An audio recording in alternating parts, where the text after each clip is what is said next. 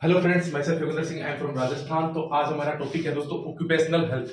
तो occupational health है वो बहुत इंपॉर्टेंट टॉपिक है दोस्तों, सीएचएन का, कम्युनिटी हेल्थ नर्सिंग का सेकंड है, उसका मोस्ट इंपॉर्टेंट टॉपिक है ऑक्यूपेशनल हेल्थ। तो आज हम उसको अच्छी तरीके से पढ़ेंगे और समझेंगे। तो बेसिकली हमारा मोटिव ये होना चाहिए कि किसी चीज को समझना। जैसे ऑक्यूपेशनल का मतलब क्या हो रहा है, ऑक्यूपेशनल हिंदी में मतलब होता है दोस्तों व्यवसाय। क्या होता है दोस्तों? व्यवसाय। वैसे इसको रटोगे तो बहुत लेंथी हो जाएगा। व्यवसाय और हेल्थ का मतलब क्या होता है? स्वास्थ्य। यानी व्यवसाय में स्वास्थ्य को जोड़ा गया है, यानी व्यवसाय में हमको मेडिकल सेवाएं देनी है। यानी व्यवसाय का जो क्षेत्र होता है उसके अंतर्गत भी बहुत सारी क्या होती है, डिजीज होती हैं। उन्हीं के अंतर्गत हमें क्या देना, उनको बेसिकली ट्रीटमेंट देना है, उपचार देना है। तो उसी को क्या कहेंगे? व्यवसाय स्वास्थ्य कहेंगे। ठीक है, व्यवसाय स्वास्थ्य से आप क्या समझते हो दोस्तों?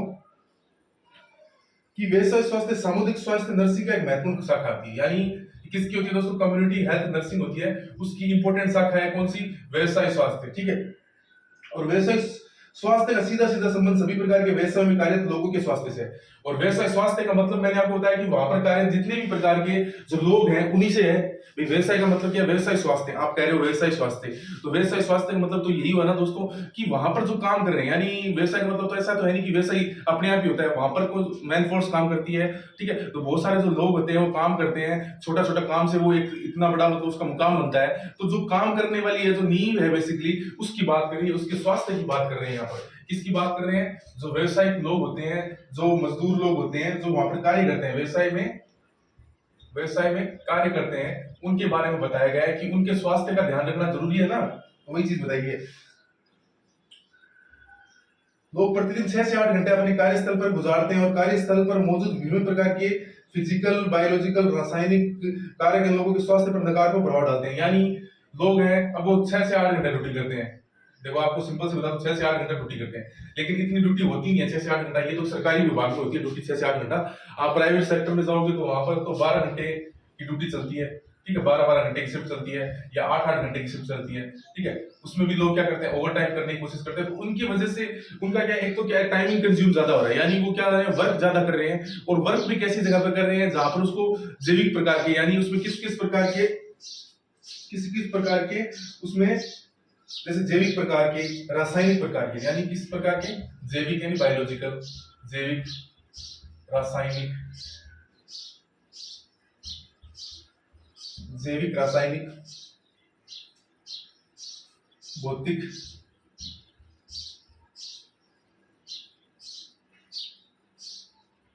जो ये कारक होते हैं दोस्तों, भौतिक कारक होते हैं। आगे बताऊंगा मैं कारक क्या होते हैं, भौतिक कारक। इनका क्या पड़ता है? इनका नेगेटिव प्रभाव पड़ता है। किस पर नेगेटिव प्रभाव पड़ता है? किस पर दोस्तों? काम करने वाले लोगों पर। काम करने वाले लोगों पर। कहने मतलब क्या है कि व्यवसाय में स्वास्थ्य है वो किसका पार्ट है? सीएचएन का पार्ट है, कम्युनिटी हेल्थ नर्स का एक इंपॉर्टेंट पार्ट होता है। इसके अंदर बेसिकली बात किसकी गई है? व्यवसाय के अंदर जो कार्यरत जो मजदूर होते हैं, जो उस कार्य को करते हैं, उनकी बात की गई है। उनमें 6 से 8 घंटा वो ड्यूटी करते हैं। इस दौरान उनमें कितने प्रकार के कार्य होते हैं? जैसे जैविक कार्य है, रासायनिक कार्य, भौतिक कार्य। अब इसको समझो आप। जैविक का मतलब बायोलॉजिकल, यानी वो एक प्रकार की केमिकल की फैक्ट्री में काम कर रहा है, तो वहां पर उसको केमिकल के साथ एक्सपोज हो रहा है 6 से 8 घंटा तक। ज्यादा ही होता है 6 से 8 घंटा, एक सामान्य बात बताई गई है। रासायनिक, रासायनिक अगर उस रासायनिक मतलब केमिकल्स, केमिकल के अंदर आ जाते हैं दोनों, जैविक और रासायनिक। भौतिक मतलब क्या समझते हो आप? भौतिक जो मशीनरी में काम करते हैं उनको भौतिक संबंधी कहते हैं। मशीनरी से क्या होता है? किसी प्रकार की चोट लग जाना। ठीक है, तो ये प्रकार का जो कारक होते हैं, इनका वो क्या करते हैं दोस्तों? लगातार सामना करते रहते हैं। अब सामना करते रहते हैं तो उनको भी कोई ना कोई मेडिकल उनको फैसिलिटी होनी चाहिए। तो उसी की बात कर रहा है ये ऑक्यूपेशनल हेल्थ। यानी ऑक्यूपेशनल हेल्थ बहुत ज्यादा जरूरी है, क्योंकि व्यवसाय आप तभी कर पाओगे ना जब आप स्वस्थ होंगे, क्योंकि बिना स्वस्थता के तो कुछ हो ही नहीं सकता ना। पहला सुख निरोगी काया कहा गया है, तो बेसिकली इसीलिए कहा गया है कि जो ऑक्यूपेशन है, चाहे किसी भी प्रकार का पैशन है, शिक्षा के क्षेत्र में बात कर लो, आप किसी को कार्य करने, ऑक्यूपेशन का मतलब ये नहीं होता आप किसी भी प्रकार का कार्य कर लो, उसके अंदर स्वास्थ्य तो बहुत ज्यादा जरूरी होता है। लेकिन आप ऐसे जगह पर काम कर रहे हो जहां पर आपके स्वास्थ्य को जैविक प्रकार से, भौतिक प्रकार से, रासायनिक प्रकार से कुछ कारक है वो इफेक्ट कर सकते हैं, तो वहां पर आपको स्वास्थ्य सुविधाएं है वो मिलना चाहिए। तो वो स्वास्थ्य सुविधाएं किसका पार्ट होता है? कम्युनिटी हेल्थ नर्स का काम होता है।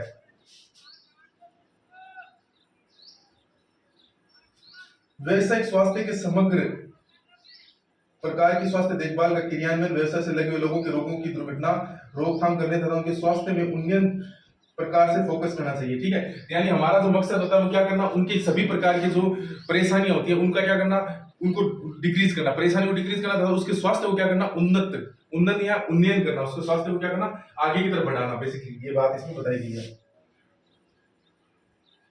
अब इसमें बहुत सारे ऑक्यूपेशन हो, जैसे फैक्ट्री हो गई, ठीक है, रेस्टोरेंट हो गया, सिनेमा घर हो गया, होटल हो गया, न्यूज़पेपर रूम हो गया, कृषि पशुपालन विभाग में कार्यरत सभी प्रकार के जो लोग होते हैं उन्हीं सभी के लिए लागू होता है ये ऑक्यूपेशनल हेल्थ। जैसे आपने पुलिस, फौज में वगैरह भी होता है, फौज में खुद के डॉक्टर होते हैं, खुद के नर्सिंग स्टाफ होते हैं, खुद का पैरामेडिकल स्टाफ होता है, खुद के हॉस्पिटल होते हैं। तो उनमें क्या करते हैं, वो अपने लोगों को क्या करते हैं, उपचार करते हैं, अपनी फैमिली से संबंधित जितने भी प्रकार के उपचार है वो उनके लिए मतलब उपलब्ध होते हैं। क्यों उपलब्ध होते हैं? एक तो उनको कहा रखा होता है कि आप चिंता मत कीजिए, आपका जो भी मतलब हेल्थ रिलेटेड इश्यू आएगा उसको हम डील करेंगे, आप अपना फोकस कीजिए, तो उससे भी बहुत ज्यादा रिलीफ मिलता है। तो ऑक्यूपेशनल हेल्थ है वो बहुत ज्यादा जरूरी होता है। ऑक्यूपेशनल में आपको हेल्थ अगर प्रोवाइड नहीं होगी ना, तो आप ये मानो कि आप बीमार हो गए 100%, क्योंकि कार्य करने की जो एक क्षमता होती है इंसान की, उससे ज्यादा कार्य करना पड़ता है। और उसके कारण क्या होता है, कुछ सुविधाएं वगैरह नहीं होती है, तो इंसान जितना कमाता है उससे ज्यादा तो वो मतलब अदर कहीं पे वो दिखाएगा या फिर डॉक्टर के पास जाएगा तो उससे ज्यादा उसका लग जाएगा। इसलिए क्या करना कि इन प्रकार के जो व्यवसाय होते हैं, छोटे व्यवसाय होते हैं, फैक्ट्रियां होती है, कारखाने होते हैं, बड़ी बड़ी जो केमिकल्स की फैक्ट्रियां होती हैं, इन सभी के अंदर क्या करना चाहिए, स्वास्थ्य जो होता है, व्यवसाय स्वास्थ्य यानी कम्युनिटी हेल्थ का जो सामुदायिक प्रकार का स्वास्थ्य है उसको उपलब्ध कराना चाहिए। अब इसके ऑब्जेक्ट्स की बात करते हैं, तो ये सामान्य सी चीज है, आपने ये समझी होगी ऑक्यूपेशनल। इसका मतलब समझो आप दोस्तों, ऐसे इसको ऊपर ऊपर से मतलब अपने मतलब से समझो, फिर इसको लिख सकते हो अपने हिसाब से। व्यवसायिक नर्स होती है वो किसका पार्ट होती है? व्यवसाय नर्स होती है कम्युनिटी हेल्थ नर्सिंग का पार्ट होती है, क्योंकि समुदाय के अंदर व्यवसाय आते हैं, कोई अलग से तो है नहीं। तो व्यवसाय का पार्ट किसका है? कम्युनिटी हेल्थ नर्सिंग का पार्ट है, कम्युनिटी हेल्थ का पार्ट है। तो कम्युनिटी हेल्थ में जो व्यवसायी होते हैं, तो व्यवसाय में कौन कौन काम करते हैं, व्यवसाय को कौन ग्रोथ करते हैं? वहां पर मजदूर होते हैं, जो वहां पर कार्य करने वाले लोग होते हैं, वही। अब उनमें क्या होते हैं कि कई प्रकार के वो क्या करते हैं, कारकों से क्या करते हैं, इंटरेक्ट करते हैं प्रतिदिन, ठीक है, और काफी लंबा समय वो क्या करते हैं, अपने कार्य क्षेत्र में गुजारते हैं। तो उसकी वजह से क्या होता है, उनको वो चीजें इफेक्ट कर जाती हैं। वो इफेक्ट कर जाएंगी तो उनकी स्वास्थ्य पर बुरा असर पड़ेगा, और बुरा असर पड़ने के कारण क्या होगा, वो एक तो उनका क्या होगा, उनकी जो कार्य क्षमता वो डिक्रीज होगी, साथ में उनको क्या होगा, जो इनकम्स है, यानी भाई आपके अंदर किसी प्रकार का अगर कोई डिजीज होगी तो उसको आप प्रिवेंट करने के लिए आप उपचार तो कराओगे, उसके कारण उसका खर्चा वहां पे ज्यादा लग जाएगा, ठीक है। उसके बाद भी उसका परमानेंट सॉल्यूशन नहीं निकला, इसलिए इसमें परमानेंट सॉल्यूशन की बात की गई है। इसमें ये बात की गई है कि जो कम्युनिटी जो ऑक्यूपेशन में कोई कार्य कर रहा है मजदूर, तो उसको प्रॉपर रूप से क्या होना चाहिए, उसका हेल्थ चेकअप होना चाहिए, उसको छोटी मोटी प्रॉब्लम हो तो उसको एक प्रकार का क्या होना चाहिए, एक प्रकार रिलीफ मिलना चाहिए, ठीक है। हॉस्पिटल वगैरह उसके उसमें क्या कर सकता है, जो व्यवसायिक जो डॉक्टर्स होते हैं, व्यवसायिक जो नर्स होते हैं, उनको क्या करें, प्रॉपर रूप से गाइड कर सके, जिससे उनका क्या हो, स्वास्थ्य के क्षेत्र में वो उन्नत बढ़ सके। और उसके कारण स्वास्थ्य अगर उसका उन्नत होगा व्यवसाय में, तो उनका जो कार्य क्षमता होती है दोस्तों, मजदूरों की या फिर वहां पर कार्य करने वाले लोगों की, वो भी क्या होगी, उन्नत में उसमें भी क्या होगी दोस्तों, वृद्धि होगी। अगर स्वास्थ्य कमजोर होगा ना, तो फिर वो कार्य करने का कोई मतलब नहीं रह जाएगा, और कार्य करेंगे भी ना तो उसमें फिर वो इतनी ज्यादा एफिशिएंसी नहीं रहेगी। तो ये चीज इसके अंदर बेसिकली इंट्रोडक्शन में बताई हुई है। इसको आप अपने हिसाब से लीजिए, एक सिंपल वे में लीजिए, और धीरे धीरे देखो उसके खुलते रहेंगे आगे के आगे जो भी पेज है, उन सब में आपकी जो भी सवाल है वो सभी इसके आंसर मिल जाएंगे। अब बात करते हैं इसके दोस्तों ऑब्जेक्ट्स की, ऑब्जेक्ट्स या उद्देश्य की बात करते हैं दोस्तों। उद्देश्य क्या होता है इसका? कोई भी चीज हो उसका उद्देश्य जरूर होता है। अब ऑक्यूपेशनल हेल्थ के बारे में बता रहे हैं तो उसके कुछ ना कुछ उद्देश्य होंगे, बहुत सारे उद्देश्य होते हैं। सबसे पहला उद्देश्य क्या होता है, व्यवसाय में कार्य श्रमिकों को स्वास्थ्य सुरक्षात्मक अनुकूल सौहार्दपूर्ण मतलब वातावरण करना। एक तो उनको क्या करना दोस्तों, स्वास्थ्य कर, तो उसके नाम तो पढ़ो, स्वास्थ्य कर, ठीक है, सुरक्षात्मक,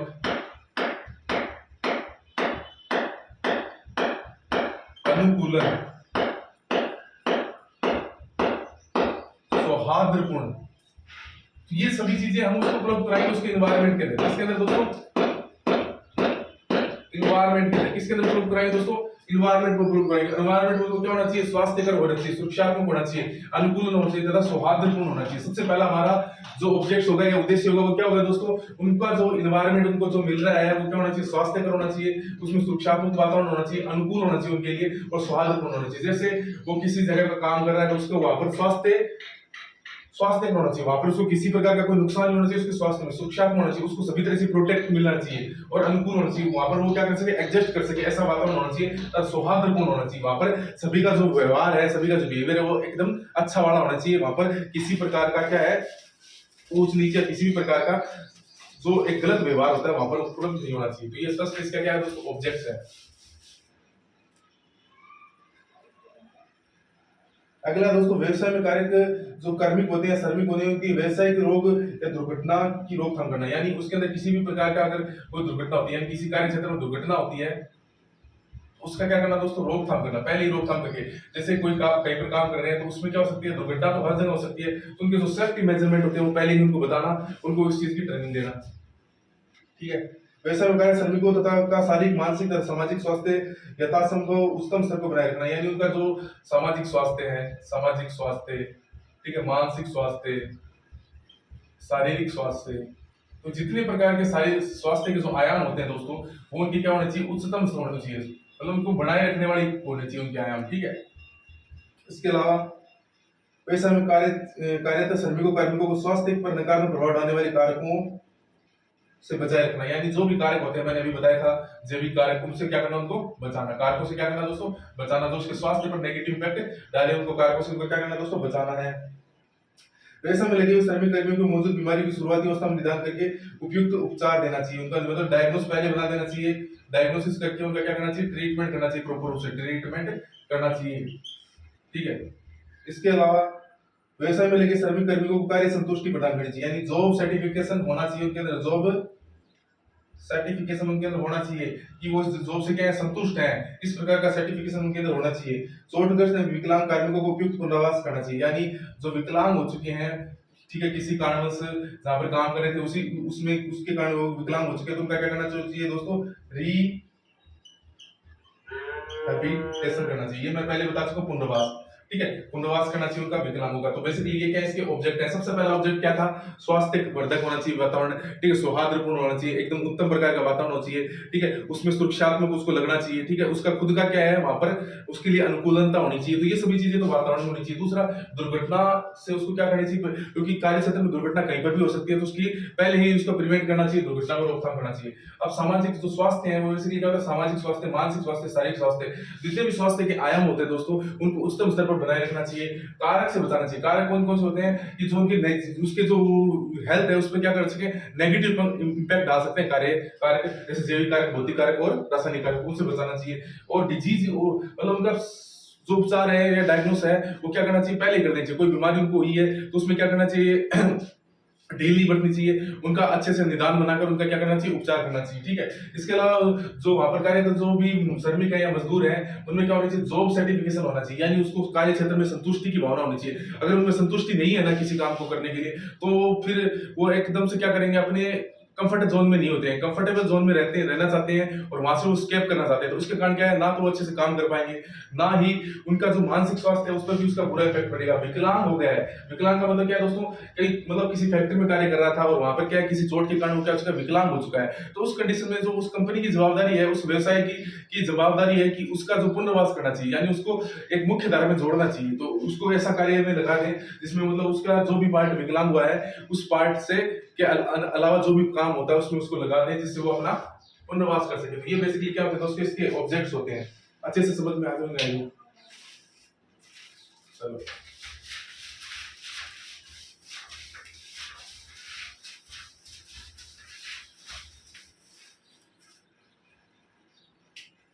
अब ऑक्यूपेशनल हेल्थ, ये आपने नाम सुना होगा, ऑक्यूपेशनल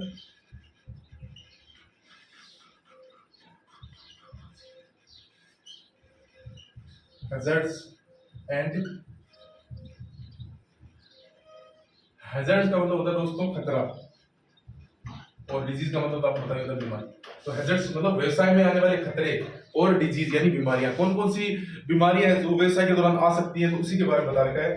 तो इसमें दोस्तों, व्यवसाय क्षेत्र में बढ़ता हुआ मशीनीकरण, रासायनिक पदार्थों का बढ़ता उपयोग और मानवीय त्रुटियों, जल्दबाजी कार्य करने का अस्वस्थ वातावरण आदि की व्यवसाय में कार्यरत श्रमिकों पर खतरनाक इसका प्रभाव पड़ता है। अब किस किस चीजों का प्रभाव पड़ता है दोस्तों, सबसे पहले तो क्या होता है कि मशीनीकरण ज्यादा हो गया, हर काम मशीनों से करते हैं, जल्दबाजी करते हैं काम में, उसके कारण क्या हो सकता है, कोई भी दुर्घटना घट सकती है। इसके साथ साथ रासायनिक पदार्थों का बढ़ता उपयोग, यानी हर चीज में आप केमिकल देख लो, हर चीज में केमिकल आता है और बनाने के लिए केमिकल की जरूरत भी होती है, तो उस हिसाब से केमिकल्स, तो ये ऐसे ऐसे कुछ हजर्ड्स होते हैं जिनसे क्या होता है कि जो जॉब करता इंसान होता है, जो मजदूर होता है, श्रमिक होता है, वो घिरा रहता है, और इनकी वजह से क्या हो सकता है, उसके हेल्थ पर नेगेटिव इम्पैक्ट पड़ जाता है, तो उसके बारे में ही बता रखा है इसने।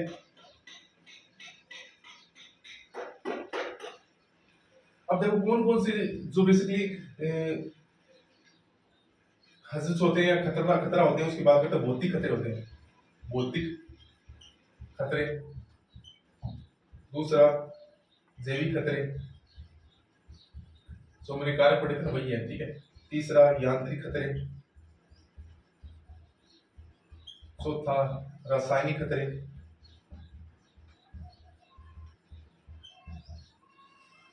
पांचवा व्यावसायिक कैंसर।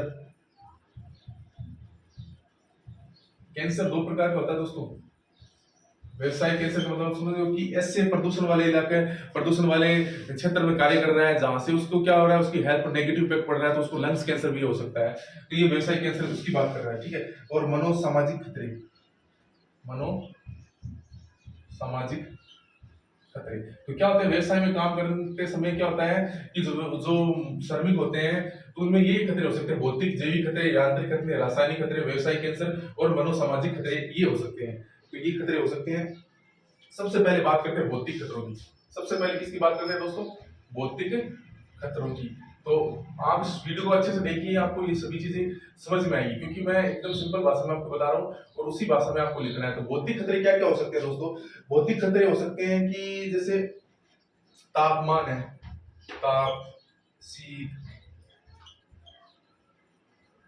शोर, नॉइस, आयनिक रेडिएशन,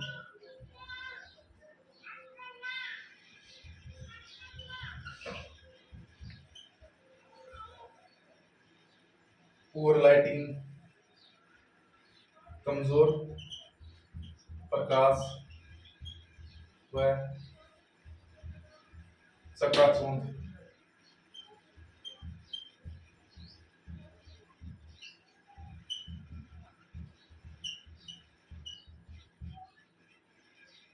तो ये सभी क्या है दोस्तों? भौतिक खतरे हैं। क्या है दोस्तों ये क्या है दोस्तों? भौतिक खतरे। तापमान, यानी आपने देखा होगा कि कई कई जो होते हैं, जैसे कई कारखाने होते हैं ना, वहां पर टेम्परेचर हाई रहता है। जैसे किसी की लोहे की फैक्ट्री है, ठीक है, या फिर किसी का मतलब जो बर्तन बनाने की फैक्ट्री है, या फिर कोई केमिकल की फैक्ट्री है, तो वहां पर क्या होता है, एक प्रकार का टेम्परेचर हाई रहता है। आपने देखो वीडियो में उनके पसीने आते रहते हैं, वो पानी घेर अपने ऊपर डालते रहते हैं और काम करते रहते हैं। तो वो वाली स्थिति की बात कर रहा है ये कि तापमान, तो उसके लिए क्या होता है, हानिकारक होते हैं। कोई भी चीज अगर अति से मतलब अपनी सामान्य स्थिति से अगर ज्यादा होगी, अगर तापमान ज्यादा होगा, तो उसकी बॉडी पर वो नेगेटिव प्रभाव डालेगा। शीत, शीत मतलब क्या होगा?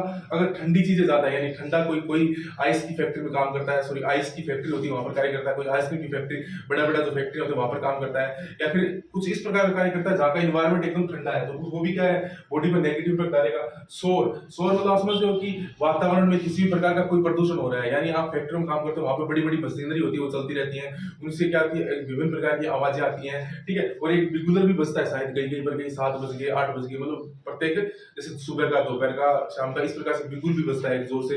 वो भी क्या करता है दोस्तों? प्रदूषण को बढ़ाता है। आयनिक रेडिएशन, आयनिक किरणें होती हैं, वो भी क्या करती है दोस्तों? क्योंकि रेडिएशन वगैरह होती है, उनका तो यूज किया ही जाता है सामान्यतः, तो वो भी नुकसान हो जाती है। कमजोर प्रकाश, यानी एक तो क्या है कि जहां पर कार्य करे वहां पर प्रकाश ही नहीं है, तो उसकी वजह से भी क्या होगा, शरीर पर नकारात्मक प्रभाव पड़ेगा। एक चकाचौंध ज्यादा है, जब बहुत ज्यादा रोशनी है तो उसके कारण आंखों की रेटिना है दोस्तों, उस पर भी नेगेटिव इफेक्ट पड़ेगा। पराबैंगनी किरणें, पराबैंगनी किरणों का आपने पता ही होगा कि पराबैंगनी किरणें कितनी हानिकारक होती हैं, जो कैंसर कोज करती है, स्किन कैंसर वगैरह। तो उनके उनसे क्या होता है दोस्तों? ये सभी चीजें क्या होती है? भौतिक खतरों के अंदर आती है। कौन से खतरों के अंदर आती है दोस्तों? भौतिक खतरों। इसके कारण क्या होता है कि जो वहां पर काम करने वाला जो श्रमिक होता है, मजदूर होता है, उसके स्वास्थ्य पर बहुत बुरा प्रभाव पड़ता है। तो बात की गई है ऑक्यूपेशनल में कौन कौन से हर्ट्ज आ रहे हैं, तो ये सभी हर्ट्ज आते हैं। अब इनसे कौन कौन सी डिजीज हो सकती है, तो वो सुन लो आप कि इन सब चीजों से कौन कौन सी डिजीज हो सकती है।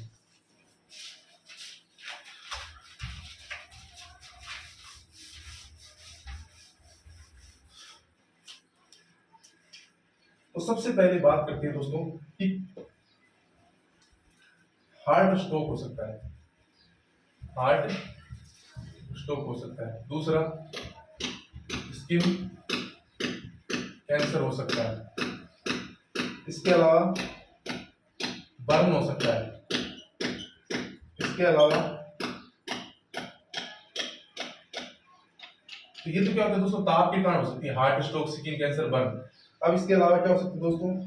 कि ठंडा ज्यादा होगा तो उसमें क्या होगा दोस्तों? ठंडा ज्यादा होगा तो उसमें चकत्ते बनना शुरू हो जाते हैं, दर्दीले क्या होने लगते हैं? दर्दीले सकते बनना शुरू हो जाते हैं बॉडी पे, क्योंकि देखो जो ज्यादा ठंड होती है वो क्या करती है, स्किन को इफेक्ट करती है। इसके अलावा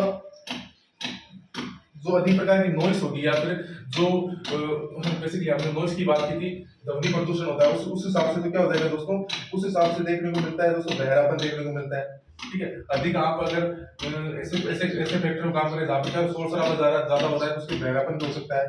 ठीक है, हेडेक हो सकता है, इरिटेबिलिटी होती है, क्योंकि आप सामान्य आपको पता ही होता है कौन सी होती है। और काय स्तरों पर यदि शरीर में पड़ने वाली जो आयनिक किरणें होती हैं वो स्वास्थ्य पर क्या करती है दोस्तों, नेगेटिव इफेक्ट डालती ही डालती हैं। इससे उसके कारण क्या हो सकता है, ल्यूकेमिया, यानी ल्यूकेमिया हो सकता है। ल्यूकेमिया होता है दोस्तों कैंसर होता है। ठीक है, ल्यूकेमिया हो सकता है, स्किन का कैंसर हो सकता है, उसको ल्यूकेमिया कहते हैं। ठीक है, ल्यूकेमिया हो सकता है। इसके अलावा दोस्तों जो हानिकारक अगर इन विकिरण है, जो आयनिक किरण होते हैं, उनके संपर्क में यदि प्रेग्नेंट ले लिया जाएगा दोस्तों, उसके शिशु में क्या हो जाएगा दोस्तों, कंजेनाइटल विकार हो जाएंगे। क्या हो जाएंगे, कंजेनाइटल विकार। किसमें, जो स्त्री है प्रेग्नेंट है वो इनके संपर्क में आ जाएगी तो उसकी कंजेनाइटल विकार हो जाएंगे, क्योंकि फैक्ट्री पे अमूमन या फिर किसी कारखाने में महिला ही काम करती हैं, और अगर गर्भवती होती है और इस प्रकार का वहां पर इन्वायरमेंट हो जाएगा तो उस कंडीशन में उनमें क्या हो जाएगा, उसके शिशु के अंदर क्या हो जाएगा, कंजेनाइटल मालफॉर्मेशन की स्थिति डेवलप होने लग जाएगी। ठीक है, और जो कार्यस्थल में पराबैंगनी किरणें होती है उससे के कारण क्या हो सकता है, किरेटाइटिस हो सकता है आंख के अंदर, और कंजक्टिवाइटिस हो सकता है दोस्तों। ठीक है, इन्फ्लामेशन वगैरह हो सकता है। तो ये सभी चीजें क्या हो सकती है दोस्तों, हो सकती है। और सामान्य से हेडेक, सिर दर्द, नोजिया, वोमिटिंग वगैरह जो सिम्टम्स होते हैं वो तो सामान्य ही। ठीक है, तो जो फिजिकल जो होते हैं उसमें हमने सबसे पहले बात की फिजिकल हर्ट कौन कौन से होते हैं और उससे कौन कौन से डिजीज होती हैं। तो इसमें आप अपने आप से भी लिख सकते हो कि कौन कौन सी डिजीज हो सकती है। जैसे तापमान ज्यादा होगा तो कौन सी डिजीज हो जाएगी, शीत ठंड ज्यादा होगी तो उसकी वजह से कौन सी डिजीज हो जाएगी, शोर ज्यादा होगा तो उसकी वजह से कौन सी डिजीज होगी, आयनिक रेडिएशन है तो उनकी वजह से कौन सी डिजीज हो जाएगी, कमजोर प्रकाश और प्रकाश होता है तो उसकी वजह से कौन सी डिजीज हो जाएगी, पराबैंगनी किरणें हैं तो उनकी वजह से कौन सी डिजीज होगी। ये सब चीजें तो आपको पता ही होनी चाहिए दोस्तों। और सामान्यतः head stroke, skin cancer, burn, नदीले चकते, बहरापन, ल्यूकेमिया, कंजेनाइटल विकार और कंजक्टाइटिस वगैरह की प्रॉब्लम्स आपको सामान्यतः देखने को मिलती है। तो ये तो हमने पढ़ लिया दोस्तों भौतिक, ये तो हमने क्या पढ़ लिया दोस्तों, भौतिक। अब बात करते हैं दोस्तों रासायनिक हर्ट्ज, रासायनिक खतरे। तो रासायनिक खतरों की अगर बात करें तो दोस्तों रासायनिक खतरे कौन कौन से होते हैं। जैसे रासायनिक खतरों में आप जो कल कारखाने होते हैं, जो फैक्ट्रियां होती हैं दोस्तों, फैक्ट्रियों से क्या निकलता है, अगर जो गैस के रूप में बात करें तो उसमें गैस के रूप में आपने सुना होगा SO2 नामक गैस। SO2 क्या होती है दोस्तों, सल्फर ऑक्साइड। क्या होती है दोस्तों, सल्फर ऑक्साइड। ये क्या करते हैं दोस्तों, ये बहुत ज्यादा इसका नेगेटिव इफेक्ट पड़ता है, ये ओजोन परत का क्षरण भी करती है SO2। ठीक है, सल्फर ऑक्साइड क्या करती है दोस्तों, ओजोन परत का क्षरण भी करती है। कार्बन मोनोऑक्साइड, इसका तो आपने नाम सुना होगा, CO only for CO, carbon monoxide. ठीक है, CO कार्बन मोनोऑक्साइड होगी। ठीक है, और कार्बन डाइऑक्साइड और हाइड्रोकार्बन नाइट्रोजन, बस इतने आप ध्यान में रखो। ठीक है, तो ये क्या होते हैं दोस्तों, ये क्या कॉज कर सकते हैं, ये बहुत सीवियर प्रकार की डिजीज कॉज कर सकते हैं। यानी सल्फर ऑक्साइड होता है और कार्बन मोनोऑक्साइड का तो आपने केस सुना ही होगा, जो कार्बन जो भोपाल गैस त्रासदी वाला ये कांड हुआ था सर, शायद वो 1990-92 के आसपास हुआ था, मेरे को पता नहीं है। उसमें क्या होता था कि कार्बन मोनोऑक्साइड होती है, उसकी वजह से बहुत सारे लोग क्या हो गए, तो उनकी डेथ हो गई थी। तो ये बहुत ज्यादा क्या करते हैं दोस्तों, कोज करते हैं। सल्फर ऑक्साइड कार्बनिकों में क्या करता है दोस्तों, सल्फर ऑक्साइड की वजह से क्या क्या हो सकता है दोस्तों, अस्थमा हो सकता है। एक तो इसकी सल्फर ऑक्साइड की बात करें तो सल्फर अस्थमा हो सकता है, अस्थमा, एम्फाइसीमा। ठीक है, एम्फाइसीमा, अस्थमा हो सकता है, और ब्रोंकाइटिस हो सकता है। ब्रोंकाइटिस यानी ब्रोंकी में क्या होना, इन्फ्लामेशन होना, ब्रोंकाइटिस कहलाता है। ठीक है, तो ये प्रॉब्लम्स में हो सकती है, या फिर रेस्पिरेटरी प्रॉब्लम हो सकती है, किसी प्रकार की रेस्पिरेटरी प्रॉब्लम हो सकती है, किसकी वजह से, SO2 सल्फर ऑक्साइड की वजह से। ठीक है, सल्फर ऑक्साइड की वजह से ये प्रॉब्लम हो सकती है। और आंखों में जलन वगैरह है, जो आप सामान्य से लिख सकते हो कि इसकी वजह से क्या हो सकता है। ठीक है, और कार्बन मोनोऑक्साइड होती है, ये क्या करती है दोस्तों, कार्बन मोनोऑक्साइड क्या करती है कि बॉडी में अगर चली जाती है तो O2 के परिवहन को रोक देती है, O2 के परिवहन को रोक देती है, जिसके कारण क्या हो सकता है दोस्तों, जिसके कारण ब्रेन हो गया, हार्ट हो गया, लंग्स हो गया, उनको क्या होता है दोस्तों, प्रॉपर रूप से क्या होता है, O2 की सप्लाई नहीं हो पाती। O2 की सप्लाई क्या हो जाती है, O2 सप्लाई क्या हो जाती है, सप्लाई डिक्रीज हो जाती है। किसकी वजह से, CO, किसकी वजह से, कार्बन मोनोऑक्साइड की वजह से क्या होता है दोस्तों, CO2 O2 की मात्रा में क्या होती है, कमी देखने को मिलती है, जिसकी वजह से क्या हो सकता है, ब्रेन, हार्ट और लंग्स होते हैं उसमें प्रॉपर रूप से ऑक्सीजन की प्रवाहित नहीं हो पाता, जिसके कारण क्या हो सकता है, हाइपोक्सिया की कंडीशन डेवलप हो सकती है। या फिर इसमें इसमें क्या हो सकता है, बहुत सारे लक्षण हो सकते हैं इसमें, जैसे नेत्र की क्षमता, नेत्र दृष्टि में क्या होना, कमी होना, ठीक है, तंत्रिका आवेगों में न्यूनता होना, हृदय संबंधी समस्या होना, तो ये सभी इसमें देखने को मिलता है। और गर्भवती महिला या रक्त में कार्बन मोनोऑक्साइड की मात्रा बढ़ जाने पर गर्भपात भी हो सकता है, यानी जो कार्बन मोनोऑक्साइड है अगर इसकी मात्रा गर्भवती महिला में चली जाए तो उसकी वजह से क्या हो सकता है, अबॉर्शन की कंडीशन भी डेवलप हो सकती है। अबॉर्शन की कंडीशन भी क्या होती है दोस्तों, डेवलप हो सकती है, किसके कारण, अगर कार्बन मोनोऑक्साइड है वो गर्भवती महिला के अंदर चला जाए इनहेल के द्वारा, तो उसकी वजह से, ठीक है। और शिशु में कंजेनिटल विकार भी हो सकते हैं, और इस प्रकार से इसके बारे में बताया गया है।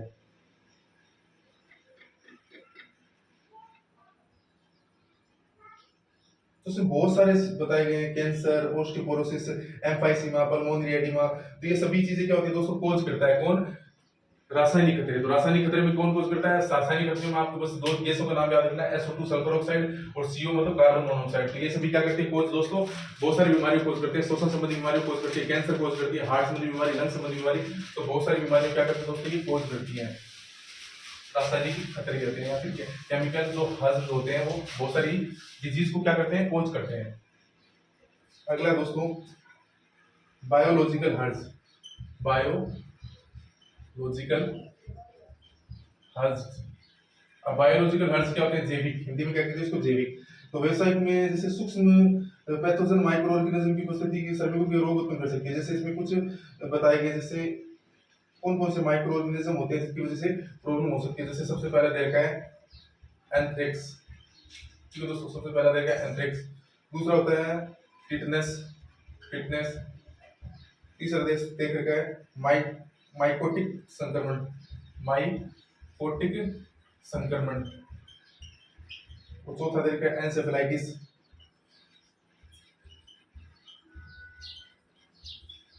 ये मस्तिष्क की बीमारी होती है एंसेफेलाइटिस दोस्तों, ठीक है। तो इनकी वजह से क्या हो सकता है, बहुत सारी समस्याएं कोज हो सकती हैं। इनकी वजह से क्या हो सकता है दोस्तों, बहुत सारी समस्याएं कोज हो सकती है। तो ये प्रकार के जो माइक्रो ऑर्गेनिज्म होते हैं, ये क्या होता है दोस्तों, माइक्रो ऑर्गेनिज्म होते हैं। तो माइक्रो ऑर्गेनिज्म होते हैं दोस्तों, जैसे एंथ्रेक्स हो गया, टेटनस हो गया, माइकोटिक संक्रमण हो गया, एंसेफेलाइटिस हो गया, इनके कारण क्या हो सकता है कि बहुत सारे जो डिजीज होती हैं उसमें पर्सन जा सकता है। तो ये होता है बायोलॉजिकल हर्ज। उसके बाद में बात करें इसने ऑक्यूपेशनल कैंसर, ऑक्यूपेशनल कैंसर, यानी कैंसर, इसका मतलब क्या होता है कि ऑक्यूपेशन के कारण अगर किसी में कैंसर की कंडीशन डेवलप हो जाती है तो उसको ऑक्यूपेशनल कैंसर कहते हैं। इसमें देखो स्किन कैंसर हो गया, ब्लड कैंसर हो गया और लंग्स कैंसर हो गया। स्किन कैंसर, ब्लड कैंसर, और तीसरा इसमें होता है दोस्तों स्किन कैंसर, ब्लड कैंसर और लंग्स कैंसर। तो ये क्या होते हैं, ऑक्यूपेशनल कैंसर होते हैं, ठीक है। इसके बाद में होता है दोस्तों यांत्रिक खतरे। क्या होता है दोस्तों, यांत्रिक खतरे। अब बात करते हैं यांत्रिक खतरों की। तो दोस्तों यांत्रिक खतरे कौन कौन से होते हैं, जैसे कि किसी भी कार्य करने के समय कोई दुर्घटना हो जाए। यांत्रिक का मतलब क्या होता है कि किसी प्रकार की कोई दुर्घटना हो जाए तो उसके कारण अगर चोट वगैरह की कंडीशन डेवलप हो जाती है, ठीक है, दुर्घटना के कारण, कोई एक्सीडेंट के कारण श्रमिक की मृत्यु हो जाती है, फिर चोट लग जाती है, उसको क्या कहते हैं दोस्तों, यांत्रिक कारण कहते हैं, ठीक है। तो उसमें क्या होता है, दुर्घटना, दुर्घटना होना या दुर्घटना, इसमें वैसे दुर्घटना की बात की गई है। और 7 नंबर पे 6 नंबर पे होता है दोस्तों मनोसामाजिक कारक। मनोसामाजिक कारक, मनोसामाजिक कारक, क्योंकि मनोसामाजिक कारक का मतलब होता है कि कई बार क्या होता है कि बहुत ज्यादा फ्रस्ट्रेशन या फिर जो वर्क प्लेस में बहुत ज्यादा स्ट्रेस अगर डेवलप होता है तो उसके कारण क्या होता है कि जो वहां पर वो कार्य कर रहा है उसमें जवाबदारी ज्यादा आ जाती है, तो उसकी वजह से क्या हो सकता है कि वो उसमें बहुत ज्यादा क्या हो सकता है, तनाव में जा सकता है, बहुत ज्यादा स्ट्रेस में जा सकता है। तो उसके कारण क्या होती है दोस्तों, मनोसामाजिक जो प्रॉब्लम्स होती है, हर्ज होते हैं, वो उसमें उत्पन्न होने लग जाते हैं। तो बेसिकली ये था हमारा ऑक्यूपेशनल हर्ज एंड डिजीज, ठीक है दोस्तों। ऑक्यूपेशनल हेल्थ एंड डिजीज इतना ही था। इसी में बायोलॉजिकल बता दिया मैंने, रासायनिक बता दिया मैंने, ठीक है, भौतिक बता दिया, ऑक्यूपेशनल बता दिया, यांत्रिक खतरे बता दिए, मनोसामाजिक विकार, मनोसामाजिक जो कारण है वो भी मैंने आपको बता दिए इसी तरीके से।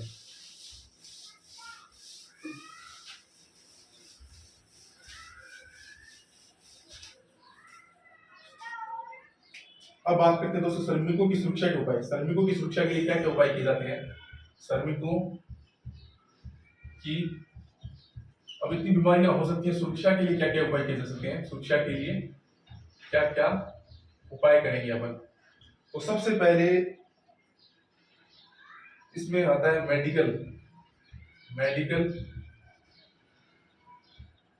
या फिर चिकित्सकीय उपाय, मैं लिख देता हूँ दोस्तों, चिकित्सकीय उपाय, चिकित्सकीय उपाय करेंगे। ठीक है, दूसरा उपाय कौन सा करेंगे दोस्तों? दूसरा उपाय करेंगे स्वास्थ्यकर, स्वास्थ्यकर तथा सुरक्षात्मक, सुरक्षात्मक, स्वास्थ्यकर तथा सुरक्षात्मक क्या करना दोस्तों? वातावरण उपलब्धता, वातावरण उपलब्धता। तीसरा क्या होता है दोस्तों? प्रशासनिक उपाय, प्रशासन क्या कर सकता है इसमें? प्रशासनिक उपाय। ठीक है, और चौथा है दोस्तों वैधानिक उपाय, वैधानिक उपाय। तो आप इसको नोट डाउन कर लीजिए कि कौन कौन से उपाय हैं वो हम कर सकते हैं श्रमिकों के लिए ऑक्यूपेशनल हेल्थ केंद्र के। तो सबसे पहले बात करते हैं दोस्तों चिकित्सकीय उपाय। सबसे पहले बात करते हैं चिकित्सकीय, चिकित्सकीय उपाय में क्या कर सकते हैं कि जब भी हम किसी भी प्रकार के किसी भी श्रमिक की अगर नियुक्ति करें तो उससे पहले हम क्या करना चाहिए? उसका मेडिकल टेस्ट करना चाहिए, यानी pre placement examination, pre placement या नियुक्ति पूर्व क्या करना चाहिए दोस्तों? नियुक्ति पूर्व क्या करना चाहिए? उसका परीक्षण करना चाहिए। परीक्षण मतलब जैसे आप फौज वगैरह की भर्ती देखी, फौज पुलिस में क्या करते हैं सबसे पहले मतलब रिटर्न एग्जाम वगैरह होते हैं उसमें मेडिकल करते हैं। मेडिकल क्यों करते हैं? वो चेक करते हैं कि ये पर्सन जो हमारे इस कार्य क्षेत्र में आ रहा है वो इस कार्य क्षेत्र के मतलब अनुकूलन है या नहीं है। यानी कोई पर्सन है वो फौज में जा रहा है, उसको बहुत सारी कोई प्रॉब्लम है मानो, तो उस प्रॉब्लम के कारण वो वहां पर जॉब नहीं कर सकता, लेकिन वो क्या एग्जाम फाइट कर चुका है तो उसको मेडिकल में निकालेंगे। अब मेडिकल में उसके क्या करेंगे? जब भी उसको चेक करेंगे पूरा तो उसके अंदर वो प्रॉब्लम उनको दिख लगेगी, और जिसके कारण उसको क्या होता है कि अगले कार्य क्षेत्र पर उसका प्रभाव पड़ता है। उनकी भी कुछ गाइडलाइन होते हैं, यानी कुछ गाइडलाइन होते हैं उनमें तो सीधा ही वो बाहर निकाल देते हैं, कुछ में कुछ थोड़ी रियायतें दे देते हैं। तो क्या होता है कोई ऐसी डिजीज होती है जिनमें क्या होता है कि उसको आगे कार्य काम करने में दिक्कत आएगी, यानी वो प्रॉपर रूप से अपना वर्क नहीं कर पाएगा, तो उस स्थिति में उसको पहले ही वहां से कह देते हैं कि आप इस फौज के लायक नहीं हो, या फिर जो भी है कोई भी कार्य क्षेत्र उसके लायक नहीं हो। तो ऐसा कब करते हैं? वो नियुक्ति से पूर्व क्या करते हैं दोस्तों? परीक्षण करते हैं, मेडिकल करते हैं। नियुक्ति से पूर्व क्या करते हैं दोस्तों? मेडिकल करना। दूसरा दोस्तों कार्य पूर्व परीक्षण, कार्य पूर्व परीक्षण। अब देखो ये भी चीज उस पर लागू होती है। मैं फौज का एग्जांपल देने की बात करता हूँ कि कार्य से पूर्व परीक्षण का मतलब क्या है कि आप अगर कहीं पर फौज में जा रहे हो तो फौज में खतरे तो है ही भाई, हर वहाँ पे आतंकवादी है, नक्सलवादी है, ठीक है, उग्रवाद है, जो भी है वहां पर वो सभी चीजें हैं। तो उनसे बचने के लिए या फिर उनको किल करने के लिए आपका काम क्या है? वहां पे मारना काटना है, क्योंकि आप फौज में हो तो आपका काम क्या है? जो भी आतंकवादी है, जो भी जो बेसिकली हमारे समाज को, हमारे देश को खतरा है, उन सभी को क्या करना? आपको सफाया करना होता है। तो वहां पर आप सीधे चले जाओगे तो वो आप उनकी भेंट चढ़ जाओगे। इसलिए क्या किया जाता है? वहां पर कठोर परीक्षण दिया जाता है। कठोर परीक्षण होता है 9 महीने 10 महीने की, क्या करती है 12-12 महीने की ट्रेनिंग चलती है। तो उनसे क्या, उनमें ये चीजें सिखाई जाती है कि आपको किस तरह से अपने कौन से खतरे आपकी लाइफ में आ सकते हैं और उन खतरों से कैसे कैसे निपटा जा सकता है। उसी तरह से कोई भी व्यवसाय में जब किसी भी की नियुक्ति दी जाती है तो उसे मेडिकल किया जाता है। मेडिकल करने के बाद वो सिलेक्ट हो जाएगा तो उसको प्रशिक्षण दिया जाएगा, बताया जाएगा कि भाई किन किन चीजों से आपको खतरा हो सकता है, कौन कौन सी चीजें हैं उनसे आपको क्या है बच के रहना है। तो ये सभी चीजें आप उनको बताई जाएंगी।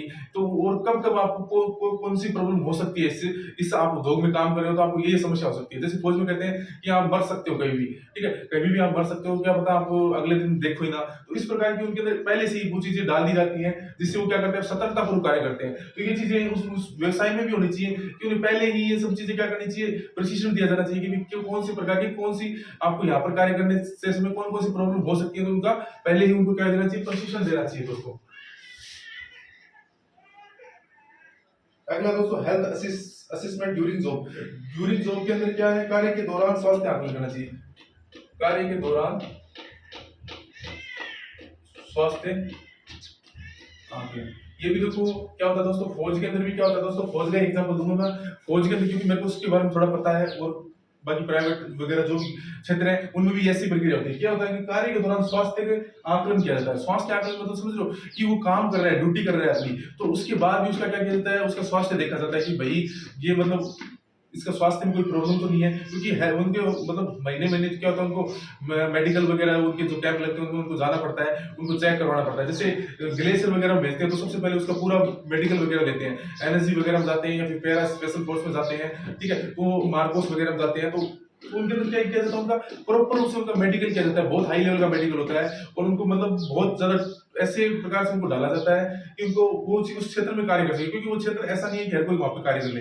बहुत टिपिकल वहां पर चुनौतियां आती हैं, तो उन चुनौतियों के हिसाब से उनको डाला जाता है। तो वो भी एक चीज होनी चाहिए कि कार्य के दौरान भी क्या करना चाहिए, स्वास्थ्य करना चाहिए, क्योंकि स्वास्थ्य का आकलन करना चाहिए। क्योंकि हम कार्य के दौरान अगर स्वास्थ्य का आकलन नहीं करेंगे तो मानो उसको कोई बीमारी थी, वो क्या है धीरे से उसको लगी, मतलब उसका जो शुरुआती पीरियड है, तो हम अगर उसका आकलन करेंगे और वो चीज हमारे सामने आएगी तो हम उसका ट्रीटमेंट कर सकते हैं। अगर हम उसका आकलन नहीं करेंगे तो वो क्या होगा, लंबी लंबी क्रोनिक होते चले एक प्रकार की बहुत भयंकर डिजीज बन जाएगी, और फिर क्या होगा कि हम उसका उपचार भी नहीं कर पाएंगे और फिर वो प्रॉब्लम में आ जाएगा। ठीक है,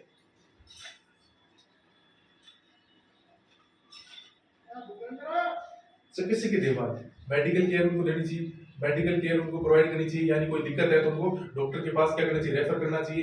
रेफरल प्रणाली होती है, यानी जो फौज की बताता हूँ, फौज के अंदर क्या होता है कि दोस्तों अगर कोई बीमारी है, मतलब बहुत एक लेवल से ऊपर है, क्योंकि उनके पास तो सामान्य बीमारी का इलाज होता है, लेकिन कोई बीमारी अगर बहुत सीरियस प्रकार की हो जाती है तो सीधा ही क्या कर देते हैं, एमएच वगैरह में रेफर कर देते हैं, जो बड़े हॉस्पिटल होते हैं, जैसे दिल्ली में आरआर हॉस्पिटल, उसमें रेफर कर दिया, या एम्स वगैरह में रेफर कर दिया, या फिर डिस्ट्रिक्ट हॉस्पिटल में रेफर कर दिया। तो इस प्रकार से वो रेफर कर देते हैं, क्योंकि उनको पता है कि हमारे पास इसका उपचार है नहीं, इसलिए हम किसको क्या है कि आगे की तरफ जाके अच्छे से उपचार कराने में एकदम स्वस्थ हो जाए। तो उनका यही होता है कि हमें मेडिकल केयर भी उनको देना चाहिए, क्योंकि हमारे पास अगर उतने साधन नहीं है जिससे उसकी बीमारी उसका निदान हो सके, उसका उपचार हो सके, तो हमें उसको रेफर कर देना चाहिए। ये भी चीज इसके अंदर बताई गई है।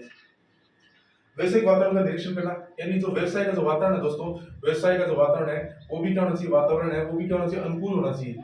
वातावरण क्या होना चाहिए, अनुकूल होना चाहिए। समझ रहे हो वातावरण का मतलब, वातावरण में अनुकूल। अगर वहां पर किसी भी प्रकार का वातावरण है वो इस प्रकार का है कि वहां पर क्या हो सकता है, मेंटली हरासमेंट हो रहा है आपका, वहां पर वातावरण इस प्रकार का है कि आपको टॉर्चर किया जा रहा है, आपको फोर्स किया जा रहा है, तो उस कंडीशन में आप अनेक प्रकार की साइकोलॉजिकल प्रॉब्लम से भी सफर करने लग जाओगे। इसलिए जो वातावरण होता है, किसी चीज का एनवायरमेंट होता है, वो बहुत ज्यादा जरूरी होता है। कि व्यवसाय होता है उसके अंदर आप कार्य कर रहे हो, तो वहां का जो एनवायरमेंट है, वहां के जो लोग होते हैं, उनका जो व्यवहार है आपके प्रति वो अच्छा होगा, तो ऑटोमेटिक आपका जो कार्य है उसमें भी आपको प्रोग्रेस मिलेगी, और साथ में आपका जो स्वास्थ्य है वो भी क्या रहेगा, हेल्दी रहेगा, क्योंकि आप हंसते रहोगे। अगर आप वहां पर टॉर्चर हो जाओगे या फिर वहां पर आपको फोर्स कर दिया जाएगा, तो उस कंडीशन में क्या हो जाएगा दोस्तों, व्यवसायिक वातावरण आपका खराब हो जाएगा।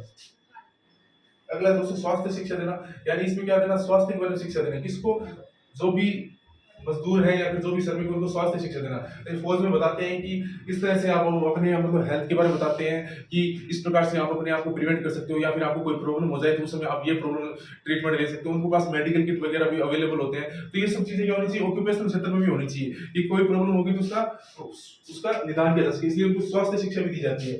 ठीक है, पारिवारिक स्वास्थ्य सेवाएं भी दी जाती है, जैसे पारिवारिक फैमिली में वेलफेयर की संबंधित विषयों से, जैसे पारिवारिक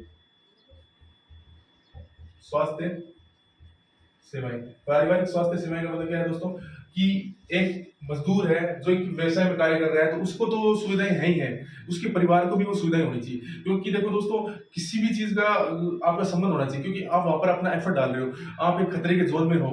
ठीक है, चाहे वो खतरा वैसे नहीं है, फिजिकली नहीं है, या फिर जो खतरा है वो क्या है कि आतंकवादी या टेररिस्ट नहीं है, लेकिन वो खतरा तो है ना, वो आपके स्वास्थ्य पर नेगेटिव इम्पैक्ट तो डालेगा ना। इसलिए उसके साथ साथ उसके परिवार वालों की भी जो आपकी सेफ्टी है वो भी आपका क्या होता है, उनका सेफ्टी का ध्यान रखना आपका ही फर्ज होता है। तो परिवार संबंधी सेवाएं भी उपलब्ध करवानी चाहिए, और रिकॉर्ड्स का रखरखाव करना चाहिए। रिकॉर्ड्स मतलब क्या होते हैं, रिकॉर्ड्स आपने देखा होगा कि जो रिकॉर्ड्स का रख रखाव जो क्या होता है दोस्तों, जो फौजी आदमी होता है ना, फौजी आदमी, उसके पास क्या होता है दोस्तों, रिकॉर्ड्स होते हैं बहुत सारे मेडिकल वगैरह के। ठीक है, तो उसमें क्या होता है, पूरी चीजें उसकी चेक चेक की जाती है, मतलब हर महीने वगैरह में उनको अलग अलग प्रकार के इम्यूनिटी से संबंधित क्या लगते हैं, उनको वैक्सीनेशन भी होता है, तो उनके पास रिपोर्ट्स होते हैं कि फाइलें, उनमें उनकी सभी चीजें लिखी होती है कि भाई इसका मतलब पूरी पूरी जांचों और सभी चीजों का उसमें आंकड़ा होता है। तो वो चीजें क्या होती है, संभाल कर रखनी चाहिए, क्योंकि कभी भी उसको जरूरत पड़ जाए पता चल जाएगी। उससे क्या देखने से क्या होता है कि उसे पता चलता है कि इनको फ्यूचर पास्ट में भी क्या क्या प्रॉब्लम हुई थी, और जिसके कारण उसका डायग्नोस जल्दी बन सके और उसका निदान हो सके। तो बेसिकली ये क्या होता है दोस्तों, सर्वोपरि की सुरक्षा के लिए उपाय होता है चिकित्सकीय उपाय। आई होप दोस्तों समझ में आया होगा दोस्तों।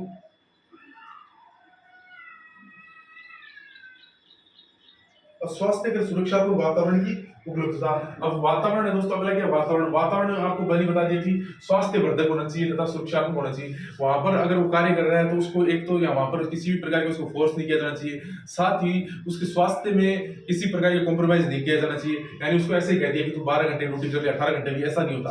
एक पर्सन है जितने घंटे ड्यूटी कर सकता है उस घंटे के हिसाब से उसको कार्य करना चाहिए, और उसको प्रॉपर उसे क्या देनी चाहिए, वहां पर सुरक्षा देनी चाहिए। अगर वो किसी प्रकार का खादानों में काम कर रहा है जिससे उसको किसी प्रकार की खतरा हो सकता है, उसके हेल्थ से संबंधित है, तो उसको वहां पर ऐसे उपकरण प्रदान किए जाने चाहिए जिससे उसको सेफ्टी प्रोवाइड हो सके। तो वातावरण भी वहां का अच्छा होना चाहिए। प्रशासनिक उपाय का बात करते हैं दोस्तों।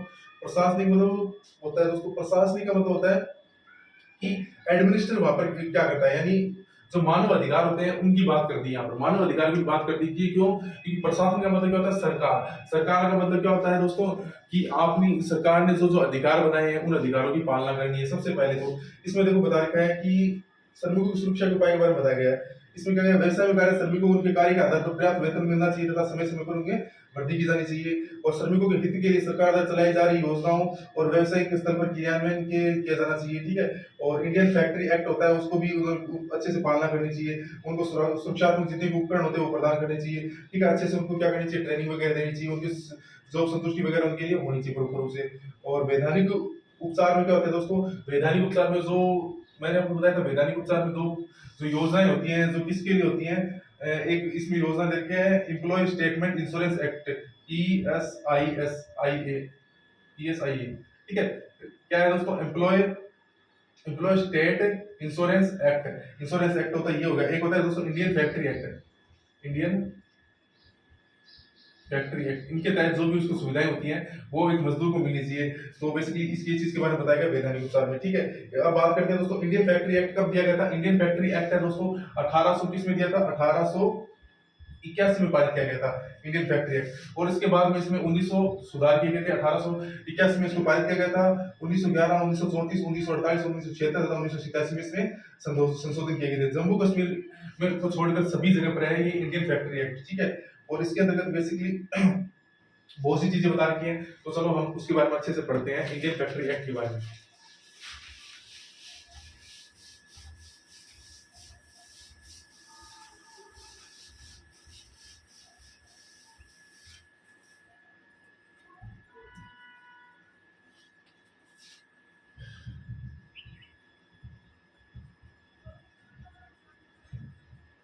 इंडियन फैक्ट्री एक्ट कब दिया गया था दोस्तों, इंडियन फैक्ट्री एक्ट दिया गया था 1881 में। और इसमें संशोधन कब किए हुए, संशोधन इसमें कब हुए दोस्तों, संशोधन इसमें हुए थे दोस्तों 1911, 1934, 1948, 1911, 1934, 1948, 1976 और 1987। ये इसमें क्या हुए दोस्तों, 5 संशोधन हुए, 5 संशोधन हुए। और 1881 में इसकी क्या की गई दोस्तों, स्थापना की गई इंडियन फैक्ट्री एक्ट की। संशोधन हुए कितने, 5, 1911, 1934, 1948, 1976, 1987, ठीक है। और जम्मू कश्मीर को छोड़कर, जम्मू एंड कश्मीर को छोड़कर क्या दोस्तों, कश्मीर को छोड़कर, जम्मू एंड कश्मीर को छोड़कर ये सभी जगह पर लागू होता है इंडियन फैक्ट्री एक्ट, ठीक है। इसके अंदर क्या क्या चीजें होती है दोस्तों, सबसे पहले इसके अंदर चीज देखी है वो क्या देखी है कि श्रमिकों को स्वास्थ्य वर्धक और सुरक्षात्मक व्यवसायिक वातावरण उपलब्ध होना चाहिए। इस हेतु व्यवसाय के स्तर पर प्रति श्रमिक क्षेत्र पर तापमान वगैरह होते हैं, कचरे का निस्तारण, शौचालय वगैरह उसको प्रॉपर से, यानी उसके एक तो उसके स्वास्थ्य स्वच्छता का ध्यान रखना चाहिए कार्य क्षेत्र पर। एक उसको क्या करना चाहिए, सुरक्षात्मक वातावरण प्रदान करना चाहिए।